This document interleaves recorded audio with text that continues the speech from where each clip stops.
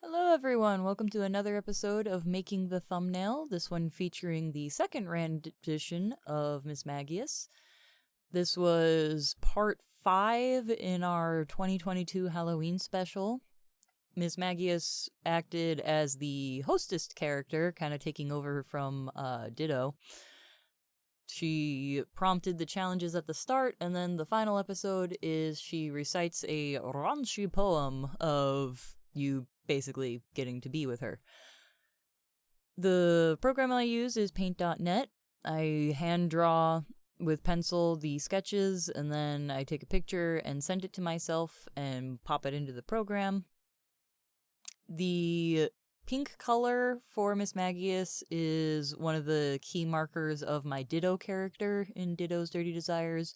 All of the transformations, the main color of the Pokemon is that kind of hot bubblegum pink, and also the eye shape is more distinct, the eye shape and color. It's the kind of brown color. I know Ditto is just little black pupils, but I wanted to have a little color to it, so I decided a dark brown was fairly fitting. I have, for my references, the original Pokemon, my first thumbnail, which was Vaporeon, so that I can keep the color profile correct. And I also have the first thumbnail of Mismagius that I had made, so that I can try to keep some cohesive patterns to everything. I always do the outlines first, so here you see me doing the outline. I just use the curvy line tool. If I want it to be a crisp line, I keep it to the line tool and I just curve it around. There's a setting that I can use that makes the ends rounded, so it blends a lot better and more seamlessly. I do sometimes use hand, but I draw with the mouse. I don't have a stylus. It's all freehand mouse work. So that usually tends for more shaky lines. I do it more for wispy soft lines, which you'll see later in the video. So right now, it's just getting the main body outline. I do layer the outlines depending on the body parts. Right now, we just got the main one going. And you'll see me keep hopping between the original and the main reference, because sometimes with the first time that I draw something, I'll realize I kind of made a mistake. I try not to be too picky about the details of it being, like, super accurate, because again, I've already changed the color and the eye shape for Pete's sakes. So I take good creative liberties, but I still want it to be recognizable and somewhat faithful. So yeah, there, as I mentioned, if I don't need it to be crisp or I want it to be more wispy, I'm using the hand paint tool. And that's primarily for the purple accent tips of Mismagius. Color, color, color. I use a lot of block coloring. Whenever I color a big section, I use this small brush first to get into the nooks and crannies, and then I just use a big blotchy one to just quick fill the rest. So to get the wispy effect of the ends of her sleeves, I just do a big blotch of paint, and then I take the eraser tool at a soft gradient and just start trimming away at it and blending it. I did this at the top, obviously, mainly just because it was on the top of the drawing, so it was the first thing that was available there.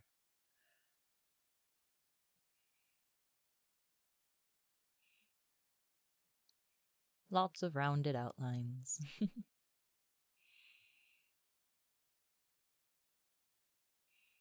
Yeah, I'm trying to get that brim of the hat curved modestly well, comparing it to the original to see how far it really goes. Seems to be a pretty, like, thick-brimmed hat head thing. It's always weird with Pokemon trying to refer to things as articles of clothing because it's technically part of their body. So yeah, here's a case where I realized I forgot a detail or missed a detail. She's got these little spikies on the back of her head, so I just pop those in real quick. Because sketches are always just outlines, really. I'm getting that eye shape, referring to the first thumbnail that I made, so that I'm more sure I have that consistency with the thickness of her eyeliner, quote unquote. Yeah, I like the cat eye shape for my Ditto. But Mismagius gets a nice thick underlaying eyeliner for that extra spooky effect.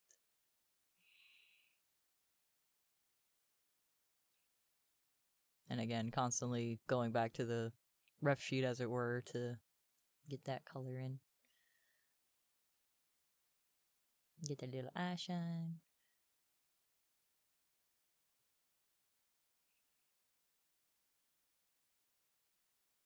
I'm happy I'm a lot more coherent for this behind the session. Because I was coming off of a really bad sinus infection in the last one, so I noticed I repeated a lot of phrases. So with the mouth here, I made it a little more of a softer ooh-woo curve, one might say, and more of a kitty smile. And I made sure it lined up more center with the hat. Because I know it's more spiky typically, but again, creative liberty. So I made this more soft koi, like, hello there, type of kitty smile.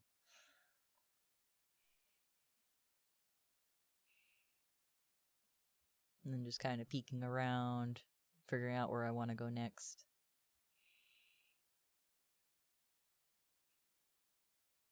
And we're finishing the outline of the hat.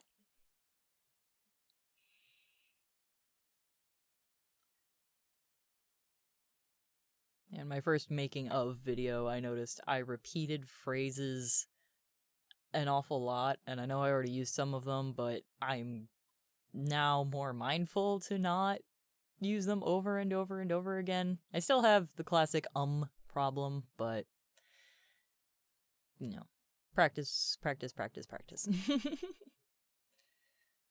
was so out of it for the other one.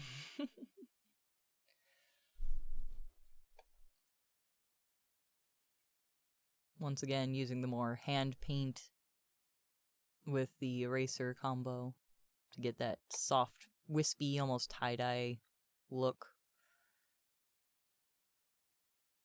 Like it was painted on. Hacking up the little points.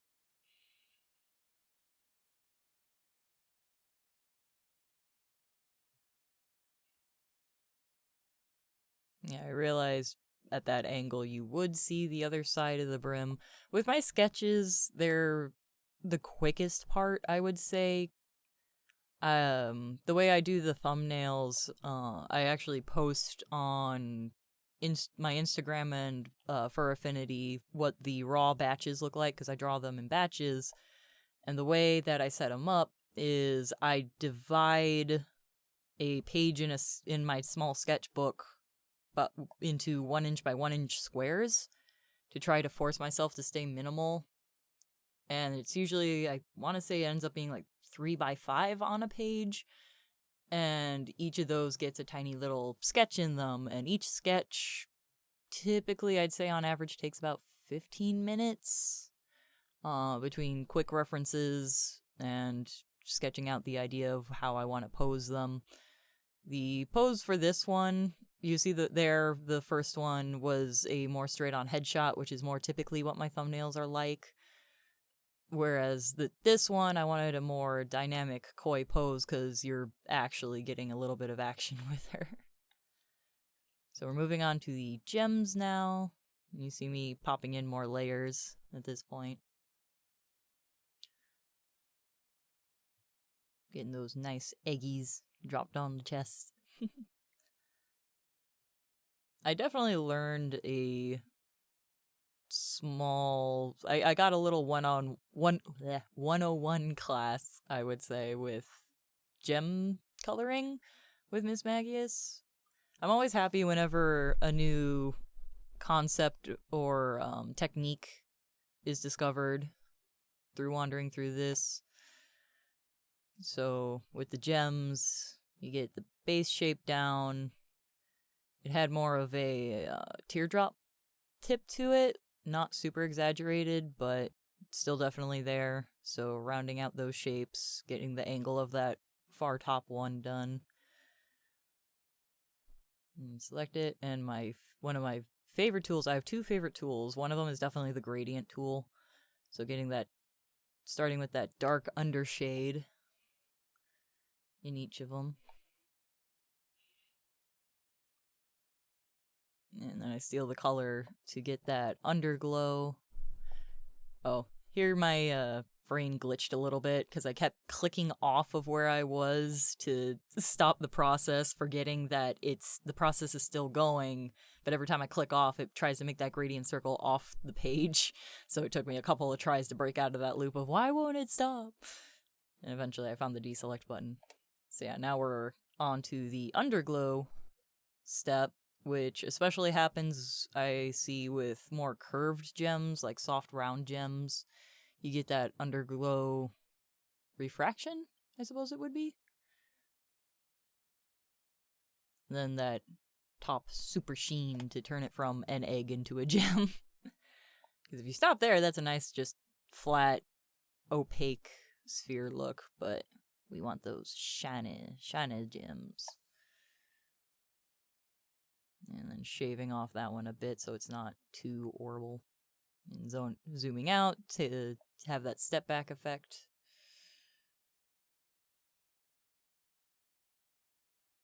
Step back and see how it looks, because when I post these images, they get posted really small. Because I primarily make these... I started making these for Affinity, because with For Affinity, when you post an audio file, you can post a thumbnail, so it's like, oh geez, I actually have to start making thumbnails for these, don't I? Because on the Subscribe Star, I actually don't need thumbnails, so it just gets posted as raw audio first. So typically the audio comes before the image. But then I wanted to make the public posts, which led to For Affinity, which led to a thumbnail, and then I post it here on YouTube, which also requires a thumbnail, so that just transferred over naturally. And then I started making these behind the scenes making ofs, because they were voted and wanted, and it's like, alright, I can do little time-lapse videos. So now we're going into the undershading. So first I block out the area so that I have something to select. And then once again, that oh so handy gradient tool. I love the gradient tool. I love it so much. It's so nice for just really quick and dirty shading or neat coloring techniques. I mainly use it for just broad areas. Later in the video, I do hand shade a couple of parts, but for things like this, it's just so nice and quick, because, again, I'm not trying to focus on being a digital artist. I'm just mainly using skills that I learned way back when and over time, because I'm the ADHD type that I want to dip my toes into every type of medium. So this is just an accumulation of me testing out digital art a lot. And I also don't want to get too obsessed and perfectionist with a thumbnail, because then it just stresses me out, and again, it's not the purpose. Like, these are meant to promote the audio, rather than vice versa. So just little ways I try to keep myself from getting too absorbed. I don't mind doing the quick and dirty here and there. I try to make it look good, but I'm not out here trying to be the next big top digital artist. I think I do a good job for my limited skill set. And like I said with the gems, it's like I'm still learning, and it's still, the more you practice, no matter what, like inevitably, the more you practice, the more you start to improve and find new techniques, even if it's not really your goal, which is why practice is so important. Especially if your goal is actually to get better. So yeah, here we're just coloring in a lot of the base color for the rest of the body. The arm and hat don't really need to be separate pieces. I don't intend to shade much under there, so it can just all be blotched together. Yeah, here it's a little reverse where I started with the big tool, but I'll come back with the little tool to get into the nooks and crannies. Meow. I like big spaces when I can just scribble all the hell. Yep. So yeah, going back and getting in that little nook and cranny.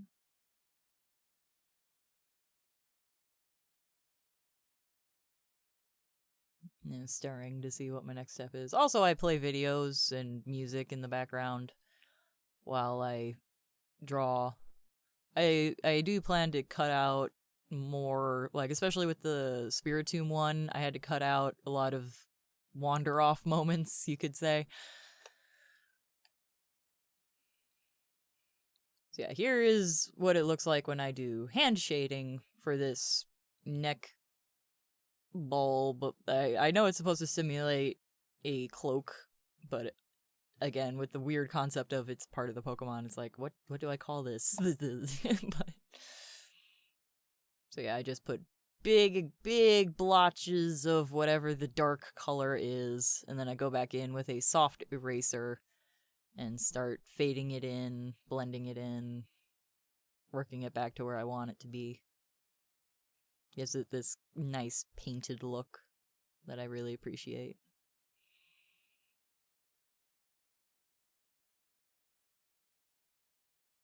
Yeah, stepping back to see how it looks. It's like, yeah. And then here's another technique that I use if it's more of just a straight edge, is using that line tool and the transparency adjuster. But then I still just go back to the eraser and add it in. I just mentally find it easier to remove the color rather than carefully add the color. And I feel with the eraser it also helps gradient it a lot better. I noticed there was a little bit peeking out from behind the eye that I missed, because when you blotch the color underneath things, you tend to skip over little areas. So that's one where I'm like, oh no, the background's peeking. But a quick color match and a little touch up, and it's easy to fix up.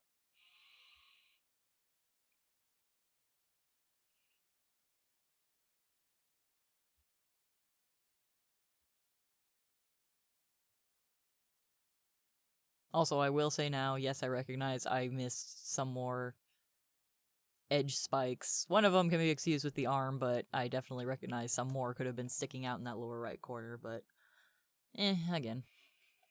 Trying to give the impression as best I can, but if a little detail gets messed up, I'm not going to lose sleep over it. So here I'm debating if I want to do imprints in the pillow, but where the center of Mismagius' head would be, I don't think you really would see the imprint that much, especially with this simplistic style I have going. So I decided to skip it.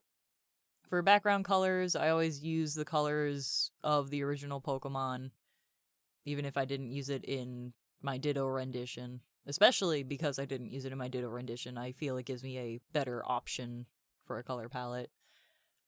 And in the poem, in the episode, it alludes to the idea that you've wandered into a house and found the hostess on a bed and you have your time, so I wanted to get that feel. Doing the thick outlines and the colors for the pillow.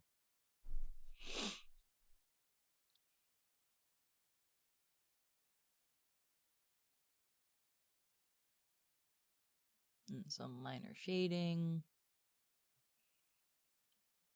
Some soft hand shading.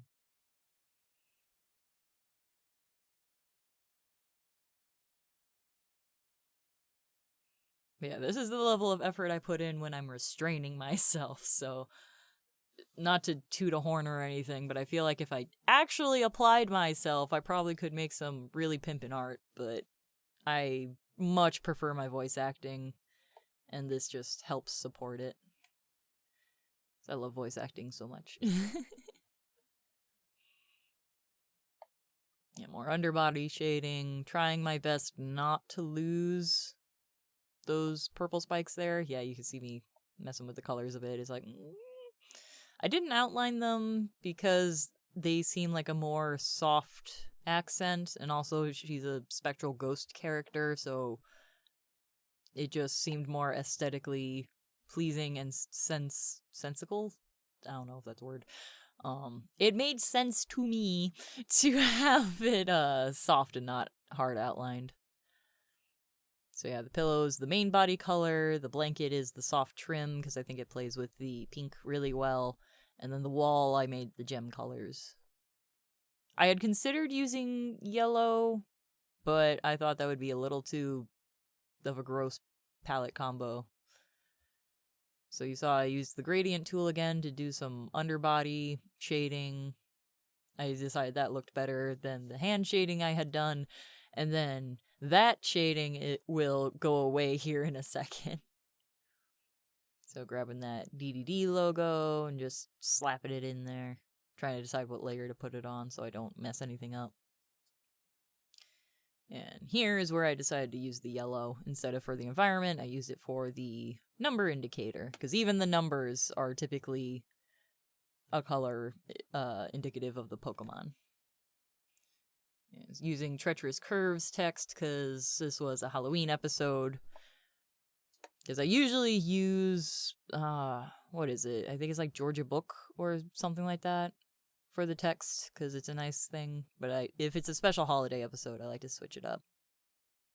Once again, like with Spiritomb, using that spooky round gradient shading, because it also, in my mind, gave a bit of a flashlight effect, which I really liked.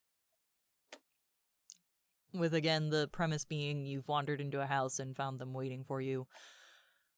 Now, here is where my second most favorite tool comes into play, which is Render Clouds. It is my absolute favorite texture tool. Because I've used it for so many different textures. It is so nice. And it does get rid of that shading that I had below, but I just really liked how that look turned out. Also, by this point, I was getting kind of tired, and I just kind of wanted to be done with it. ADHD, whee! Also using it on the pillow, because it's kind of a grungy abandoned house, so I wanted everything to have this, like... The borderline question of, is that a velvety texture, or is that a grungy-ass pillow?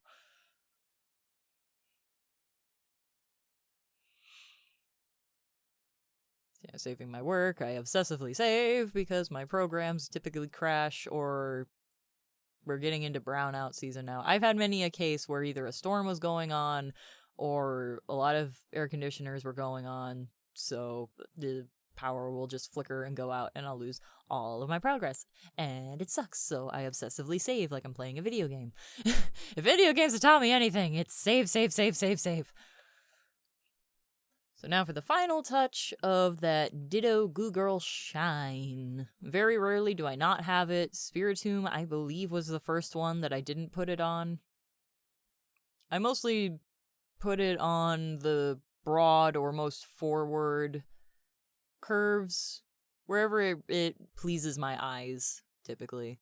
And I put it on in the same way that I put on shading. Shine or shade, the eraser is my friend. Just a big blotch of white, or whatever pale color matches with it, and just fade it in.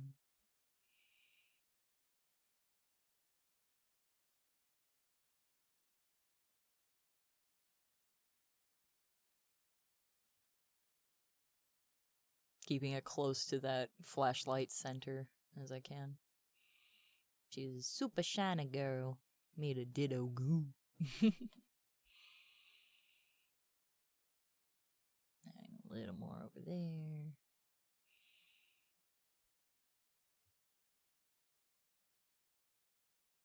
Trying not to lose it entirely. And that's it. That is the second rendition of Mismagius for part 5 of that 2022 Halloween special. I really like how this turned out, especially with the extra shading and whatnot. And yeah, that's about it. The next one will be for Lilligant, which was a date night episode. It was the second date night episode, I believe. If you want early access to that, you can go to my Subscribestar page, where you can also hear the original audio that paired with this thumbnail. You can hear it uncensored as well. And otherwise, feel free to go check out my other links for Fur Affinity, Instagram, Twitter. And I look forward to seeing you guys in the next one. Bye-bye.